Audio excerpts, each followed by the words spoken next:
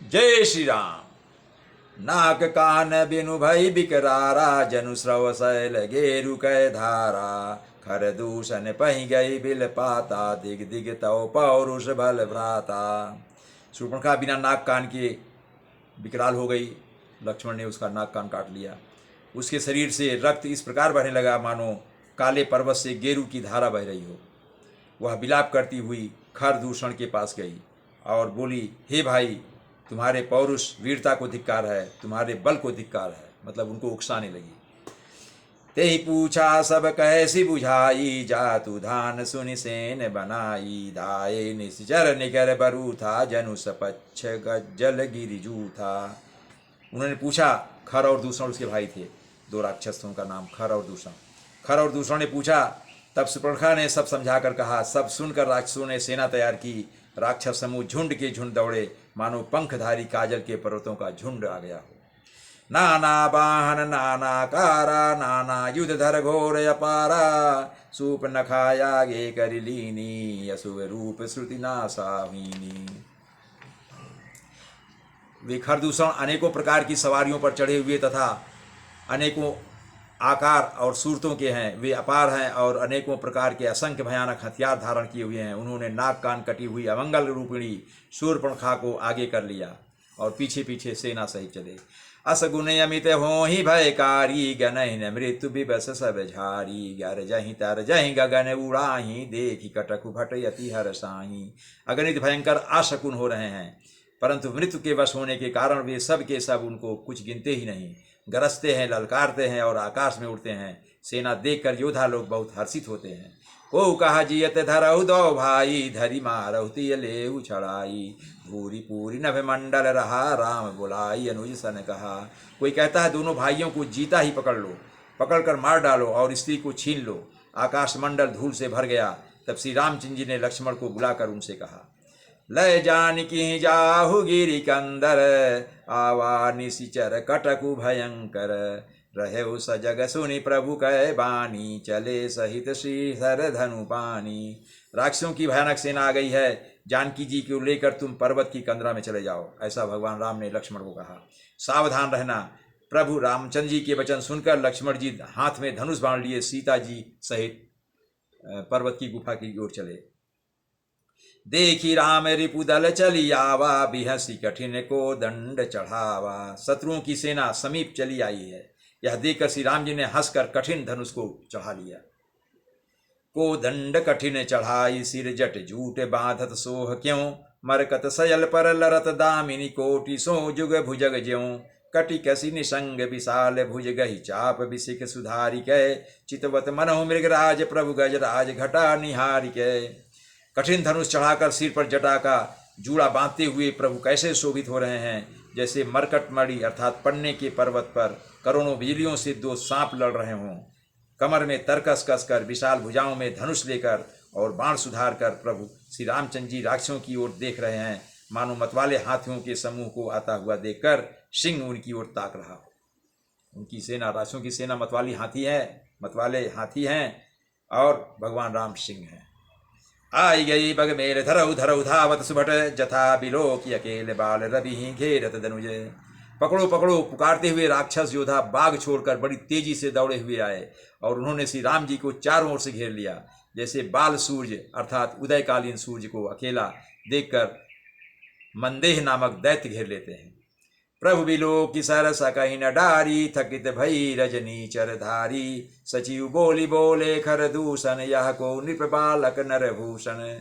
सौंदर्य माधुर्य निधि अर्थात सौंदर्य, भगवान राम के अंदर सुंदरता थी, सौंदर्य से भरपूर थे और मधुरता थी। सौंदर्य और मधुरता के खजाना, सौंदर्य माधुर्य निधि। प्रभु श्री राम जी को देखकर राक्षसों की सेना थकित रह गई। वे उन पर बाण नहीं छोड़ सके। मंत्री को बुलाकर खरदूषण ने कहा, यह राजकुमार कोई मनुष्यों का भूषण है। नाग असुर सुर नर मुनि जेते, देखे जिते हते हम केते। हम भरी नयन सुनऊ सब भाई, देखी नहीं असी सुंदरताई। खरदूषण कह रहे हैं, जितने भी नाग असुर देवता मनुष्य और मुनि हैं, उनमें से हमने ना जाने कितने ही देखे, जीते और मार डाले हैं। पर हे सब भाइयों सुनो, हमने जन्म भर में ऐसी सुंदरता कहीं नहीं देखी। जितना सुंदर ये राम हैं, ऐसा सुंदर हमने देखा ही नहीं। यद्यपि भगिनी कीन कुरूपा, बदलायक नहीं पुरुष अनुपा। देहु तुरत निज नारी दुराई, जीयत भवन जाहु दो भाई। वो दोनों कह रहे हैं, यद्यपि इन्होंने हमारी बहन को कुरूप कर दिया है, बदरूप कर दिया है, नाक कान काट लिया, फिर भी ये अनुपम पुरुष वध करने योग्य नहीं है। छिपाई हुई अपनी स्त्री हमें पर तुरंत दे दे और दोनों भाई जीते जी घर लौट जाए। वो कह रहे हैं छिपाई हुई स्त्री हमें दे दो और दोनों भाई जीते जी घर लौट जाओ, सीता को हमें दे दो। मोर कहा तुम ताई सुनावहूँ, तासु बचन सुनी आतुर जावहूँ। दूतन कहा राम सन जाई, सुनत राम बोले मुस्काई। मेरा यह कथन तुम लोग सुनाओ, उसे सुनाओ। मतलब ये राक्षस लोग अपने दूत को भेजकर बोल रहे हैं, मेरा यह कथन तुम लोग उसे सुनाओ और उसका वचन उत्तर शीघ्र लेकर आओ कि क्या कहता है। दूतों ने जाकर यह संदेश श्री रामचंद्र जी से कहा। उसे सुनते ही श्री रामचंद्र जी मुस्कुरा कर बोले, क्या बोलते हैं, हम छत्री मृग बन करही, तुमसे खल मृग खोजत फिरही। रिपु बलवंत देखी नहीं डरही, एक बार कालहु सन लरही। भगवान राम बोलते हैं, सुनो, हम क्षत्रिय हैं, वन में शिकार करते हैं और तुम्हारे जैसे दुष्ट पशुओं को तो ढूंढते ही फिरते हैं। हम बलवान शत्रु को देखकर डरते नहीं, लड़ने को आवे तो एक बार तो हम काल से भी लड़ सकते हैं। यद्यपि मनुज दनुज कुल घालक, मुनिपालक खल सालक बालक। जौन होई बल घर फिर जाहू, समर विमुख मैं हतऊ न काहू। भगवान राम कह रहे हैं, यद्यपि हम मनुष्य हैं परंतु दैत्य कुल का नाश करने वाले और मुनियों की रक्षा करने वाले हैं। हम बालक हैं परंतु दुष्टों को दंड देने वाले।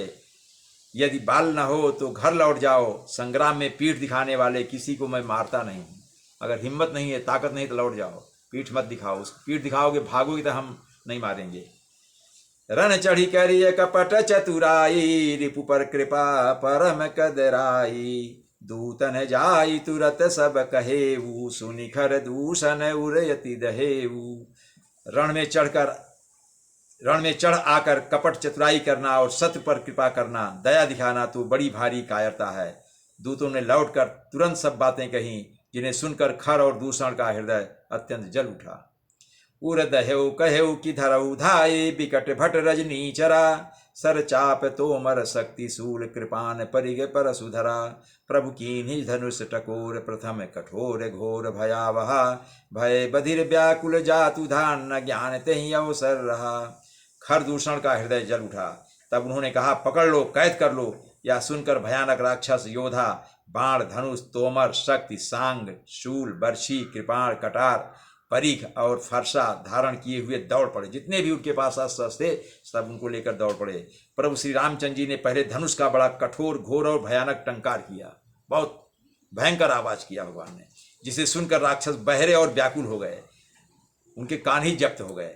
उस समय उन्हें कुछ भी होश ही ना रहा। सावधान होई धाये, जानी सबल यारात। लागे बरसन राम पर अस्त्र शस्त्र बहु भांति। फिर वे शत्रु को बलवान जानकर सावधान होकर दौड़े और श्री रामचंद्र जी के ऊपर बहुत प्रकार के अस्त्र बरसाने लगे। जब राष्ट्र ने देखा, अरे शत्रु तो बहुत बलवान है, तब वो सावधान हो गए। वो तो बालक ही समझ रहे थे। और फिर वे भगवान राम के ऊपर बहुत ज्यादा अस्त्र बरसाने लगे। तिनके आयुध तिल समय करी काटे रघुवीर। तानि सरासन श्रवण लगी, पुनि छाड़े तिजे निज तीर। श्री रघुवीर जी ने उनके हथियारों को तिल के समान टुकड़े टुकड़े करके काट डाला। फिर धनुष को कान तक तान कर अपने तीर छोड़े। तब जय सिया राम।